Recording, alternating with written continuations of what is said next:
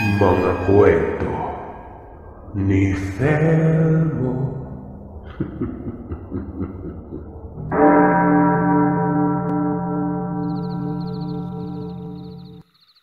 Tawagin niyo na lang akong Joseph sa umaga at to si Fina naman sa tuwing sumasapit ang kadiliman. Tubong San Jose del Monte, Bulacan ako at isa ako sa mga masusugid ninyong tagapakinig. Ang kwentong ibabahagi ko ay hango sa tunay kong karanasan nung nagdadalaga. Nagbibinata pa lamang ako sa lugar sa isla ng Panay kung saan ako lumaki at nagkaisip. Hindi ko na sasabihin ang eksaktong lugar kung saan naganap ang mga pangyari sa kwentong ito. Nangyari ang karanasan kong ito, dekada 90. Ang edad ko noong mga panahong ito ay nasa 18 taong gulang pa lamang. Nakatira kami ng aking pamilya sa bandang dulo ng aming sitio, kung saan kapag nagpunta ka sa likod bahay namin, ay matatanaw mo ang puro palayan na. At kung tatansyahin mo ang layo ng kinatitirikan ng bahay namin ay mahigit 20 minutos na lakaran bago makarating sa mataong parte ng city namin. Pero kahit ganun pa man kalayo ang tinitirhan namin, Sir Seth, ay likas na talaga sa akin ang pagiging gala at laging wala sa bahay. Kahit nung bata pa ako ay araw-araw akong sinusundo ng mga magulang ko sa mga kalapit bahay namin o sa bahay ng mga kaanak namin. Madalas pa ay may dalang pamalo ang aking ina o ama kapag sinusundo ako sa kadahilan ng minsan ay hindi agad ako sumusunod kapag tinatawag nila. Kailangan pa akong lapitan at paluin para umuwi lang. Hindi kalaunan, kapag nasa galaan ako ay naging matalas na ang pakiramdam ko. Pagdating sa mga magulang o kapatid kong sumusundo sa akin, kapag nararamdaman ko ang kanilang presensya, ay kaagad na akong tumatakbo palayo. At kung minsan ay kung saan-saan pa ako nagsususuot, makaiwas lamang sa pamalong bitbit nila. Noon ngang lumaki na ako ay nabarkada ako. Palagi akong laman ng piyesta dahil sumasali-sali ako sa mga patimpalak. Kasama ang aking mga kaibigang, tawagin na lamang din natin sila sa mga pangalan tuwing sumasapit ang gabi, na sina Tonya, Juanita, mga kapwa ko binabae rin. Nung una ay tutol ang aking mga magulang sa naging desisyon ko sa aking sarili. Pero hindi naman naglaon ay tinanggap din nila ang pagkatao ko. Pero grabing pahirap muna ang napagdaanan ko bago matanggap ng aking mga magulang na isa akong babaeng Pilipinang nasa katawan ng isang bruskong lalaki. Naalala ko pang naroroong ilulublob ako ng aking ama sa palangganang punong-puno ng tubig para lamang maging lalaki nun. Pinapausukan at sinisilid sa may sako. Itinatali sa puno na may maraming langgam at kung ano-ano pa ang mga nagpapahirap na ginawa sa akin ng aking ama. Alam na alam niya ng mga kapwa kabaro ko na naranasan yung ganito. Pero kahit anong gawin niya ay hindi pa rin talaga nagbago ang katauhan ko. Isa pa rin akong binabay. Kung kaya't wala na silang nagawa kundi ang sumuko na lamang at tanggapin ang totoong pagkatao ng kanilang unika iha. 4 kami magkakapatid. Puro mga barako. Ako lamang ang namumukod tangi sa lahat. Kung kaya't unika iha. At matagal-tagal muna bago nila ako matanggap nun. Dahil sa nakatira kami sa probinsya at hindi pa uso ang magagaang trabaho, ay pagiging kargador ng kopra at pagbubuhat ng mga sako-sakong palay ang naging trabaho ko. Kasama ko ang kaibigan ko tuwing may mga kabaryo kaming nagpapasakan ng mga niyog nila at nagpapakopra o kaya naman ay nagpapagapas ng palay. Hanggang sa isang araw, habang nagpapagapas kaming magkaibigan, ay nilapitan ako ni Juanita at tinapik sa balikat nun. "Hoy, inibita ako ni Jomar na pumunta sa baryo nila. May piyesta raw kasing gaganapin. Paniguradong marami na naman ang mga nagagwapuhang mga kalalakihan ang dadayo sa kanilang lugar. Ano, go ba tayo mga sis? Wika niya. Kahit pa may mga iba kaming kasamang mga maton na lalaki, ay wala siyang pake sa mga ito.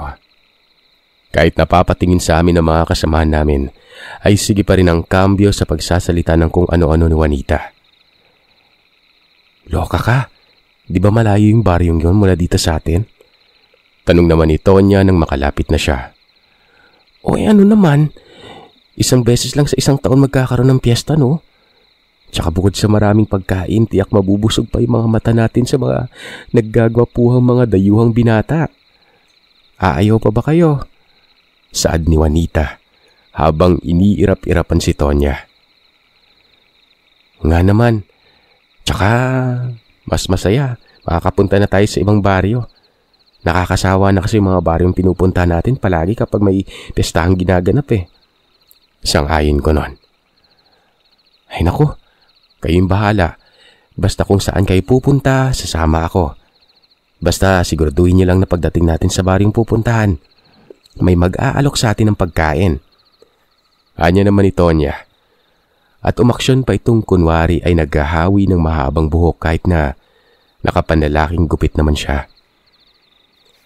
Napabuhakak naman kami ng tawa, lalo na nang sabihin sa amin ni Juanita na magdala ng magagarang damit dahil baka mamaya ay may patimpalak para sa mga katulad naming binabae sa piyestang pupuntahan namin nun. Ay gora ako dyan, gusto ko yan, mabubusog ka na, makakapag-uwi ka pa ng limpak-limpak na papremyo. Tugon ko, sabay apir kaming dalawa ni Tonya. Napabungis-ngis naman si Juanita at nagsabing wag lang sanang matulad sa nakaraan naming sinalihang patimpalak na 3 boteng syoktong lamang ang naiuwi naming papremyo at isang balot na iba't ibang klaseng gulay. Nakakadismayang salihan. Wala sa hulog ang mga premyong nakukuha ng mga nanalo.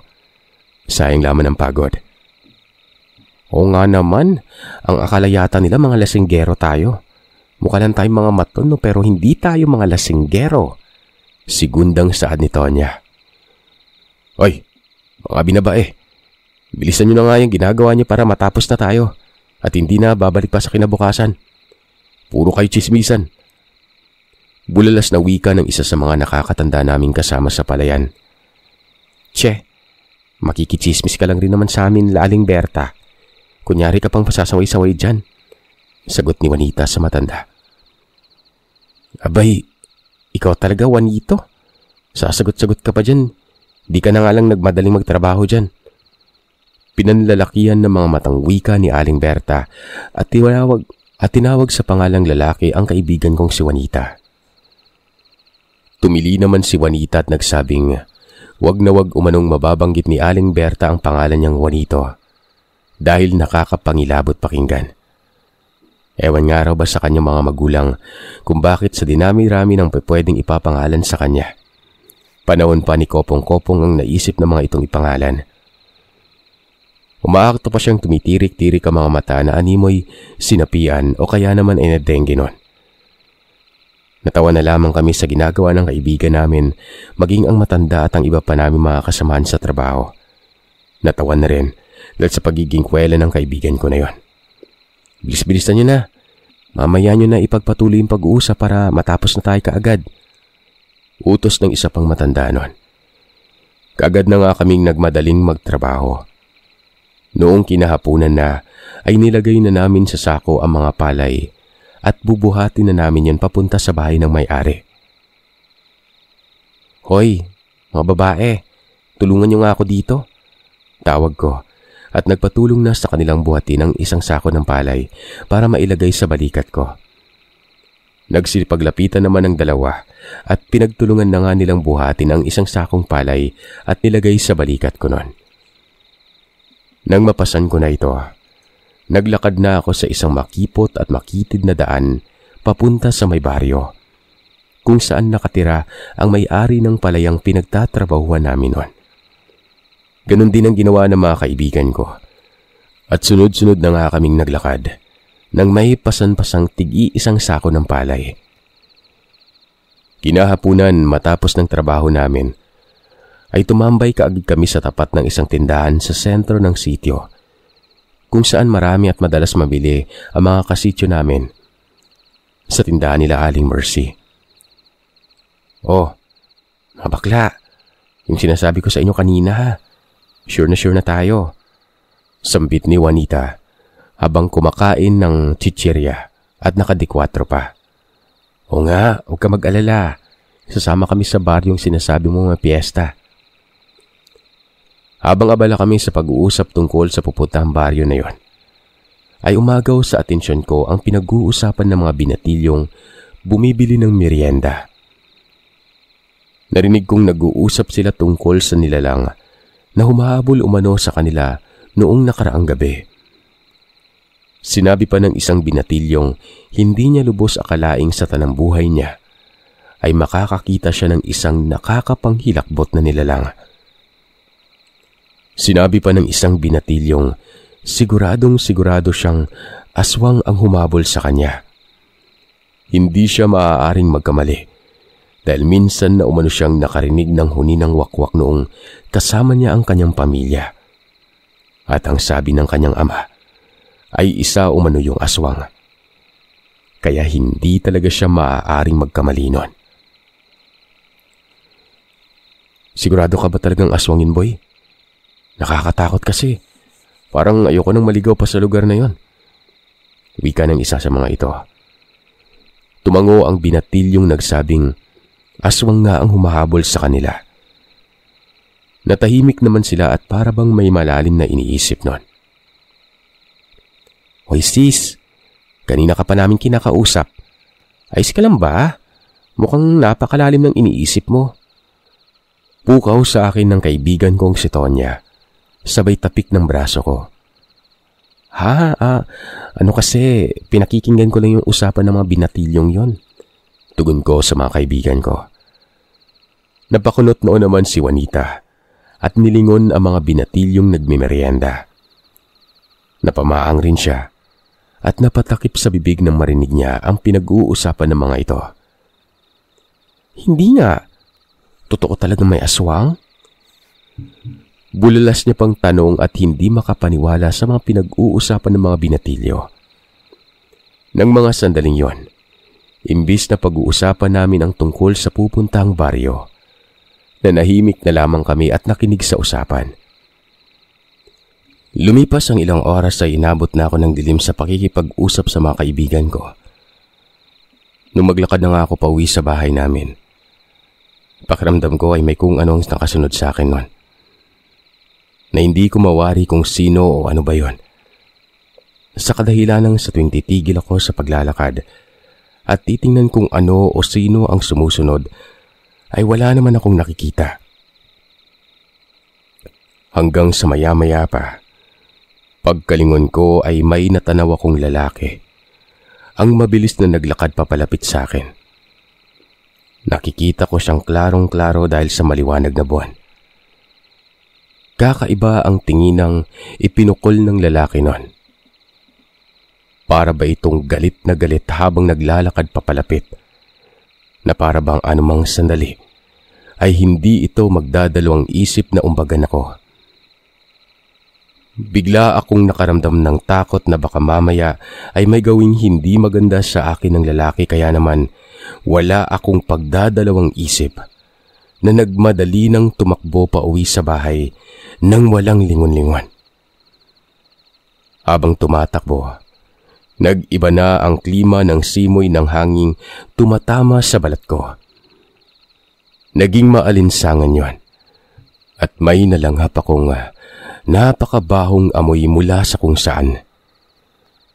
Napapamura na lamang ako, Sir Seth, habang hindi tumitigil sa pagtakbo. Aray! Sigaw ko nang may maapakan akong matulis na bagay at iika-ika na akong tumakbo.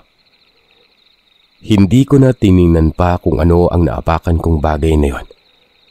Nung saglit na nilingon ko ang lalaki, ay halos atakihin na ako sa puso.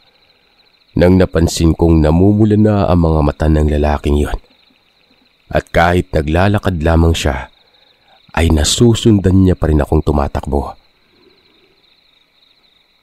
Dahil sa takot na baka biglang sumulpot sa harapan ko ang lalaki, ay mas binilisan ko pa ang pagtakbo. Naisip ko na mga sandaling yung baka adik yung lalaking yon. Dagdag mo pa na naisip ko na baka aswang yon. Base na rin kasi sa kwentong narinig ko sa mga binatilyo kanina, di ba? Mga lalaking matikas ang pangangatawan umano ang mga aswang na humahabol sa kanila. Bakit ba kasi ngayon pa? Kasalanan to ng mga binatilyong yun eh. Kung hindi ko sila narinig na nag-uusap-usap tungkol sa aswang, hindi sana ako matatakot ng ganito. Sambit ko pa. Maya-maya pa ay bigla na lamang akong nagulat. Nang walang ano-ano'y may kamay na humawak sa balikat ko at mabilis akong pinigilan. Hoy bakla, bakit napakabilis mo namang tumakbo? Boses ng kapitbahay kong si Aling Sonia ang narinig ko noon. Nung lingunin ko siya, saka pa lamang ako napahinga ng maluwag. Aling Sonia, bakit naman po kayo nang gugulat? Tanong ko. Abay, bata ka. Kanina pa kita tinatawag at tinahabol dahil maipapaabot ako sa inang mo. Nakita kasi kitang dumaan sa bahay naming nagmamadali kaya nagdali-dali na akong lumabas ng bahay. Hinabol ka't tinawag para iabot sa iyo to. Sinabi niya pa sa aking iabot ko raw sa aking ina ang plastik na binigay niya. Sandaling inilibot ko sa buong paligid ang aking paningin. Hindi ko na nakita pa ang lalaking humahabol kanina. Nang makarating na nga ako sa bahay, ay napasigaw pa ako nang biglang magsalita ang aking ama't nagwikang mabuti at naisipan ko pa umanong umuwi. Ang buong akala niya ay sa kalsada na raw ako matutulog noon. Siguro sir, kung may sakit lang ako sa puso, baka inatake na ako at bumulagta na lamang bigla. Ayos-ayusin mo yung pag-uwi mo ng gabi, Joseph ha? Marami akong nababalitaang may gumagalang kung ano-ano dito sa lugar natin. Baka mamaya, mabalitaan na lamang naming nilapa ka na ng kung ano dyan o pinatay ka ng mga taong halang kaluluwa. Panermong wika ng aking ama. Hindi na ako sumagot pa sa kanya dahil hinihingal pa rin ako sa bilis ng pagtakbo at hindi pa rin maalis-alis sa isipan ko ang tungkol sa lalaking nakita ko. Kung totoo man siya. Nang makita ko si nanay ay inabot ko sa kanya ang supot na ipinapabigay ni Aling Sonia. Pagkakuha niya ay tinanong niya ako kung ano ang laman ng plastik na yon. Sabi ko hindi ko alam. Basta inabot lang yun sa akin ni Aling Sonia. Ibigay sa kanya. Makalipas ang ilang araw, sumapit na nga ang panahon na pupunta na kami sa baryo kung saan may gaganaping piyesta. Kinahapunan pagkatapos ng trabaho namin noon, ay kaagad na kaming nag-ayos para magtungo sa baryo kung saan may gaganaping kasiyahan. Ilang sandali pa ay binabagtas na namin ang daan patungo sa baryong yon. Maliwanag pa nang umalis kami mula sa baryo namin. Hanggang sa malapit na kami abuti ng takip silim sa daan. Sa kadahilan ng naglalakad lang kami dahil ng mga panahong yon mga kagiliw, ay bihira pa ang mga sasakyan sa lugar namin. At ang daang binabagtas namin ay puro pabato. Hindi pa sementado at makikita mo sa paligid ng kalsada. Puro mataas na puno at mayayabong na talahiban. Anong oras na, Juanita? Mukhang malayo-layo pa tayo. Alam mo ba talagang daan patungo sa baryong yon?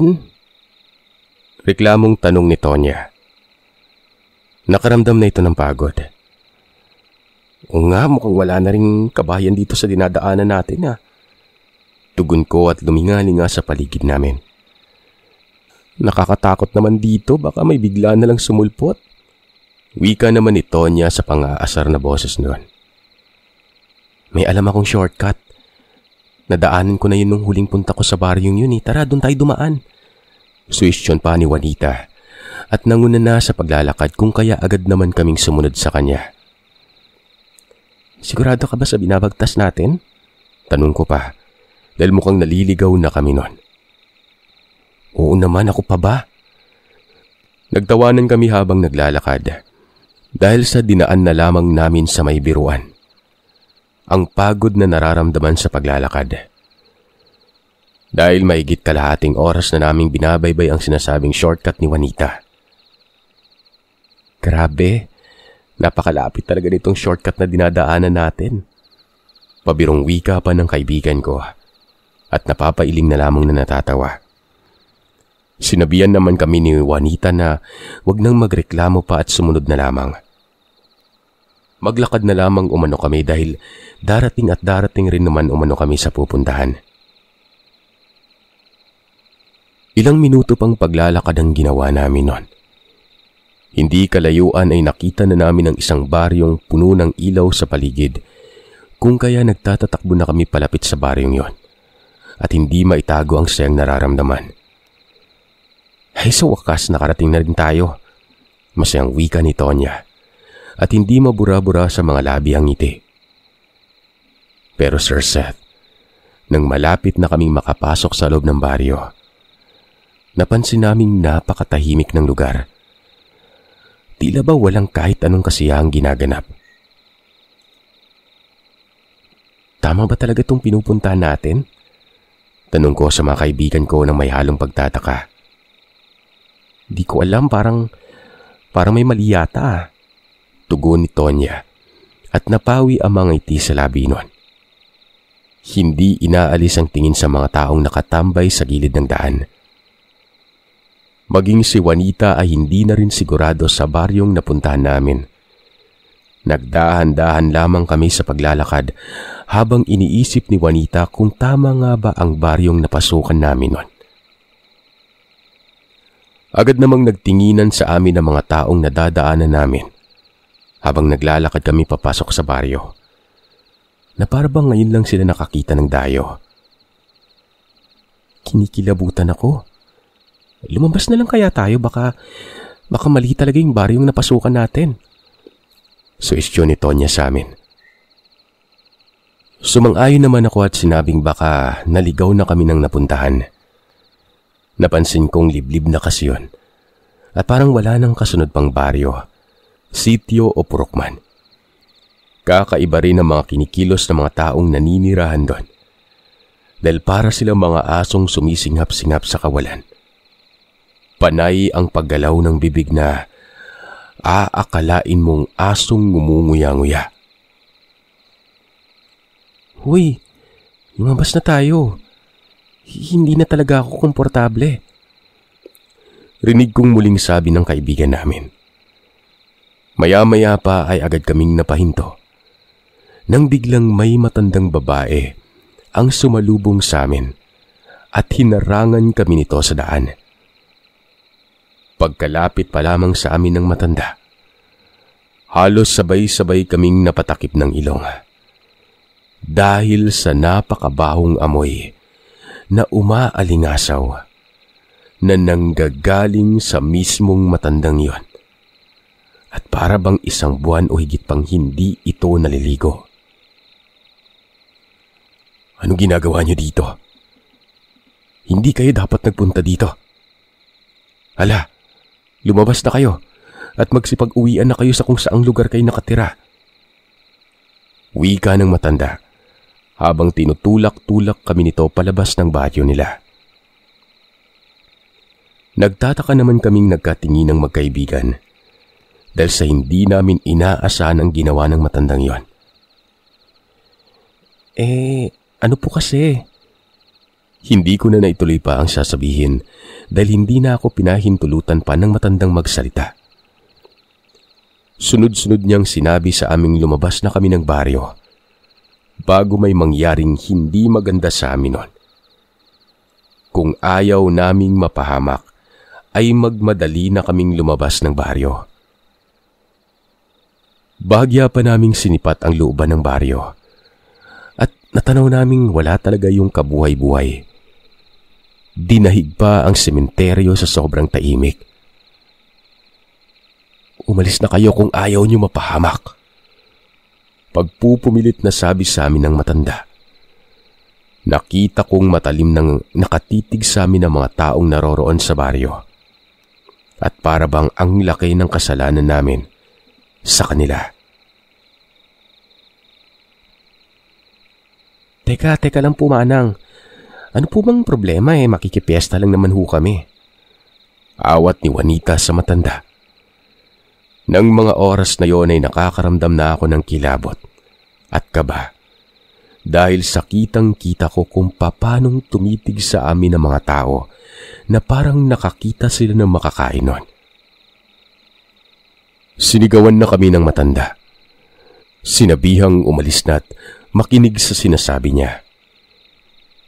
Maya-maya pa ay may 2 tao ang nakita naming papalapit sa amin at nakangisi ang mga ito ng nakakatakot. Juanita, mukhang maling baryo yung napuntahan natin Pabulong kong wika sa kanya. Hinawakan ko na siya sa may braso nun. Para akayin paalis sa baryo dahil sa nakakakilabot na talaga ang presensya na dala ng baryong yon. Mukhang may mga bisita tayo Bakit hindi mo patuloyin Manang Marciana? Wika ng isa sa mga lalaking papalapit sa amin na animoy mga mangkakatay ng baboy. Saglit na lumingon ang matanda. Pagkatapos ay tinitigan kami ng may ibig sabihin. Nung tingnan ko uli ang 2 kalalakihan, ay malaki na ang pagkakangisi ng mga ito't inaya kaming sumama sa kanila sa looban ng baryong yon. Ay salamat na lang ho, mali po ata itong napuntahan namin. Tugon ko sa kanila at hinawakan ko na ng malakas ng braso ng kaibigan ko para maiparating ko sa kanya ang nararamdaman kong kaba. At kakaiba na talaga ang tumatakbo sa isipan ko ng mga sandaling yon. Umalis na tayo, Juanita. Animal ka, mukhang ipapahamak mo pa ata tayo Wika ni Tonya. Tara na mga bakla! Dagdagong wika nun at hinatak ang mga kaibigan ko. Noong ilang hakbang na lang at makakalapit na sa amin ang mga lalaki, walang sabi-sabi ay agaran na kaming kumaripas ng takbo palabas sa baryo. Halos magkandara pa na kami sa pagtakbo dahil sa sobrang bilis at wala na akong pakialam kung ano man ang matatapakan ko nun. Nang lingunin ko ang pinanggagalingan namin, nanlaki ang mga mata ko at napasigaw talaga ako ng malala nun. Sa kadahilanang hinahabol kami ng 2 naglalakihang nilalang. Hugis tao ang mga ito. Pero kung tumakbo ay parang mga aso. Nakatuwad ang mga yon. Punong-puno ng balahibo ang kanilang mga katawan. Sigaw na ako ng sigaw at sinabihan ng mga kaibigan kong tumakbo ng mabilis dahil baka maabutan kami ng mga nilalang na humahabol sa amin nun. Naku po, aswang ata yan. Aswang yung 2 nilalang na humahabol sa atin. Sigaw ko at mas binilisan ko pa ang aking pagtakbo nun. Sa sobrang bilis ng pagtakbo ko ay hindi sinasadyang natanggal sa paa ko ang isang pares ng sandalyas na suot-suot ko nun. Uy, sandali mga bakla, yung sandalyas ko naiwan ko. Sigaw ko sa mga kaibigan ko at akmang babalikan ko na sana yon. Pero narinig kong sumigaw si Juanita na wag ko na raw balikan pa ang sandalyas ko. Hayaan ko na lamang yon. Bumili na lamang ako ng bago. Ibubuwis ko pa umano ang buhay ko para lamang sa suot ko nun. Bruha ka talaga, bakla ka. Humanda ka talaga pag makauwi lang tayo ng buhay. Yayariin talaga yung buhok mong kulot. Walang hiya ka. Nanggigigil kong sabi kay Juanita. Kahit na iika-ika akong tumakbo dahil sa nagkanda tusok-tusok na ang paa ko sa mga maliliit na batong nakauslingon. Sige pa rin ang pagtatala ko sa kaibigan ko. Hindi ko lubos akalaing dadanasin namin ang ganong klaseng kababalagan. Hindi na kami magkamayaw pa sa pagsigaw ng mga kaibigan ko. Nang umalingaw-ngaw sa paligid, ang huni ng wakwak, na tila ba pasugod ito, sa kinaroroonan namin nun. Doble-doble ang kaba at takot na nararamdaman namin noong mga oras na yon.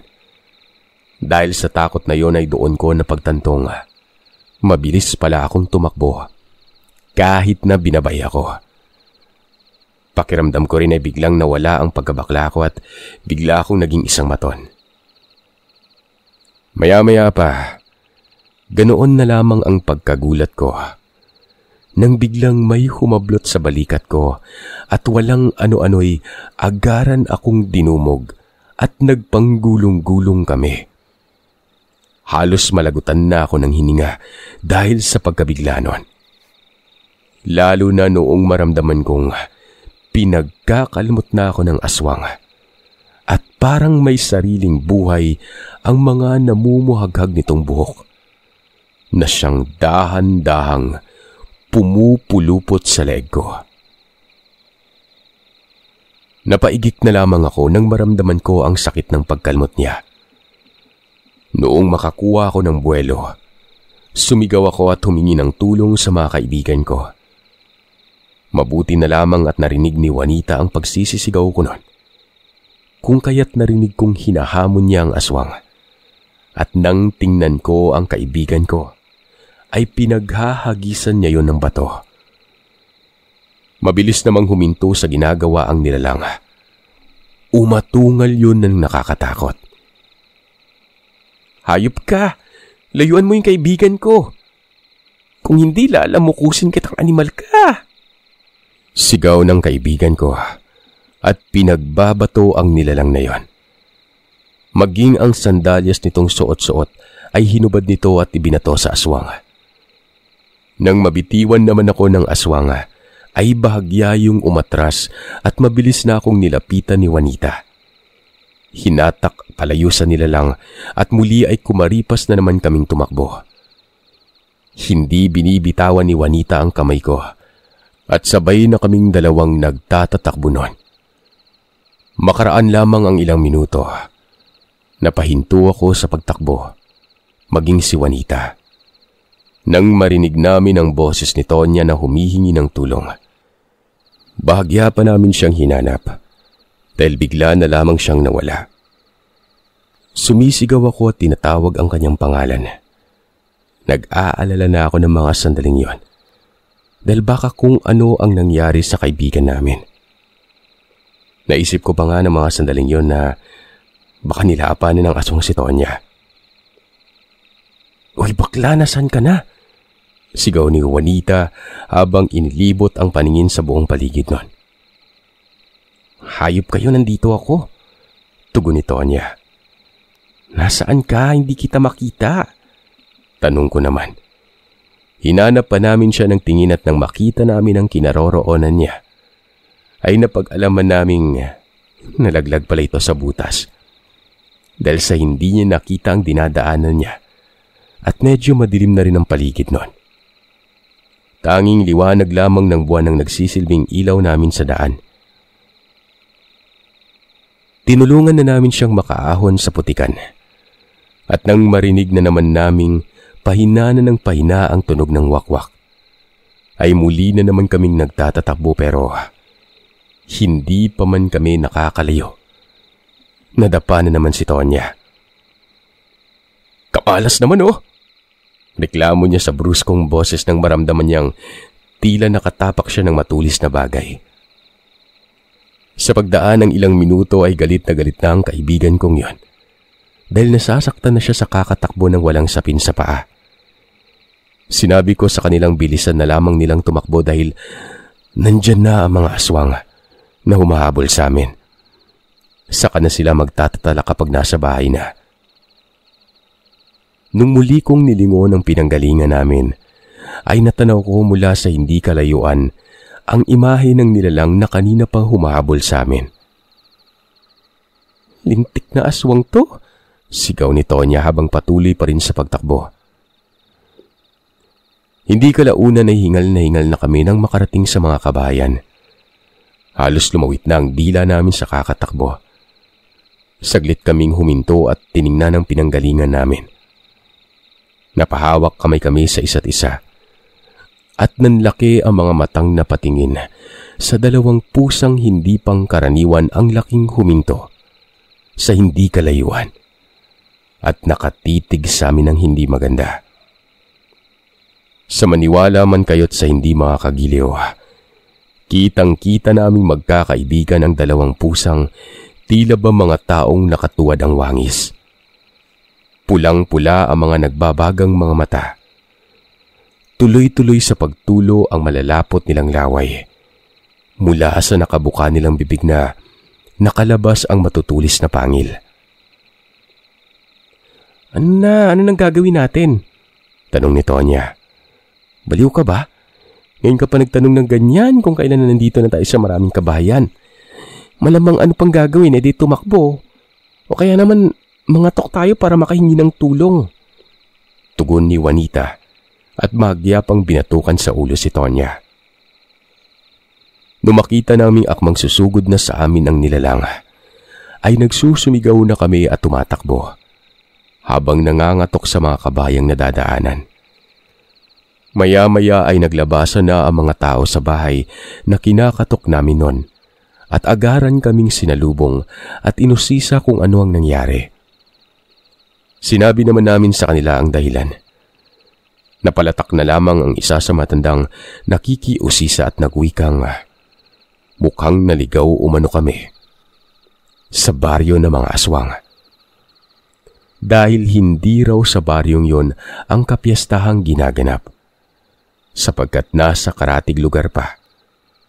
Sinabi rin itong kumakailan lang ay may nabalitaan na rin silang mga binatilyong hinahabol din ng mga ito na naninirahan sa liblib ng baryo. Sa susunod kasi mga eho, hanggat maaari wag na kayong mag-shortcut ng daan. Imbis na makakarating kayo sa pupuntahan nyo, ibang baryo na yung binabagsakan nyo. Mabuti at hindi pa kayo tuluyang nakapasok sa looban ng baryong yun. Dahil kung nagkataon, tiyak kayo na ang pinagpipiesta ng mga aswang. Sinabi naman ng isa pang nakikiusisang matagal na nilang nababalitaang may maliit na baryo nga sa liblib na lugar. Pero isa sa kanila ay walang nangangaas na puntahan o pasukin ang baryong napapabalitang tahanan ng mga aswang. Dahil natatakot silang baka hindi na makalabas pa ng buhay. Sinabihan kaming doon na muna kami magpalipas ng gabi para sa ganun ay ligtas kami. Dahil kung uuwi pa kami, hindi malabong masundan kami ng mga yon na humahabol at kapag nagkataon, baka matuluyan kami noon. Sandaling nagkatinginan kami magkaibigan. Nag-aalangan kasi kami sa alok ng matanda dahil baka mamaya ay may binabalak pala itong gawin. Anong malay ba namin, di ba? Marahil ay nabasa ng matanda ang nasa isipan namin noon. Kung kaya't sinabi nitong huwag umano kaming mag-alala dahil hindi sila masamang tao. Nag-aalala lamang sila sa kalagayan namin, lalo na at marami umano akong kalmot sa braso at mukha. Mukhang nakipagdigmaan raw ako ng isang batalyon. Sumang-ayon na nga kami sa suhestyon ng matanda. At nang gabing yon ay nagpalipas muna kami sa bahay nila habang ginagamot ang mga sugat ko. Magmula nga noon ay naging aral na sa amin ang mga pangyayaring yun, Sir Seth. Hindi na kami dumadaan sa mga lugar na maliblib. Lalong-lalo na kung ang usapan ay pag-shortcut.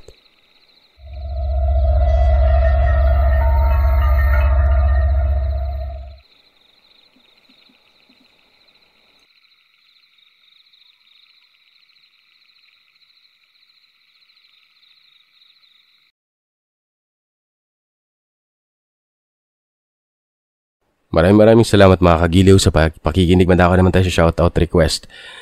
Bali, ang shoutout natin ngayon, gaya ang pinangako ko, ay para sa mga sa mga bago at nag-renew ng kanilang membership. Pero bago yon, promote ko lang yung isa sa mga horror channel, Itim na Pluma Horror Stories. So mag-subscribe na kayo. Maraming mga mga bagong narrator. So marami kayong mapapakinggan. Mandako naman tayo sa mga bago at nag-renew ng kanilang membership. Salamat sa bago, Rosel Perth. Maraming salamat in Grace Gavan or Gavan. Happy 1 month Jalu Pag-ong, Armilin Gaspay, Hanis Pay, Eleanor Gabiano and Elaine Pitil. Happy 3rd Mayo 13. Happy 6th Ven Chris Sormieda and Windy Chantal Alvero. Happy 7th Kaizen and the Kench 26. Happy 9th Maribel Lubrigo. Happy 11th Allen 13 David and Ana 23. Happy 12th Caleb Bautista. Happy 14th Joseph Esteban, Ikay, and Reyna Tipayungayong. Happy 15th, Naya Smith and Manila Puten. Happy 17th, Moy Moy Salahudin and Merly Alonso. Happy 19th, Leia Andesa and Marts B. Happy 20th, Elsie Acosta, Queen 93, Rain YouTube Roblox, and Annalyn Estriaga. Happy 21st, Elion Elise, Elizer Matalobos, and Ball is Hype Mux TV. Happy 23rd, Sun Love, Milo, and Ang Sundu Horror Stories. Happy 24th, Sturdy Builders, Christian De La Cruz and Christine Olson. Happy 25th, John Lu Official, Annalyn Cabunilas, Maricar M, and Micaela Pulmones. Happy 26th, Sir Eds Yumang. Happy 27th, Andre and Maria Andrea Luz Tubianosa. Happy 29th, Benji Gallardo. Happy 30th, Lina Santome. Happy 31st, Ang Aking Maris. Happy 32nd, Dayan Dominguez, Reigns, Archive PH, Maria Teresa Pineda, Maricara Pastrana, and Dens Dencio. Happy 33rd, Widmart Soriano and D&D Peralta. Happy 34th, Jessica Mulay. Happy 35th, Elena Almira and Nala 15 Evangelista. Happy 37th, Pidotsky TV. Happy 38th, Anya. Happy 41st, Sergeant Katz Dormal. And happy 43rd, Ma'am Joanne Ueda. Ay lang mga kagili, maraming salamat sa inyo. Bukas po ulit.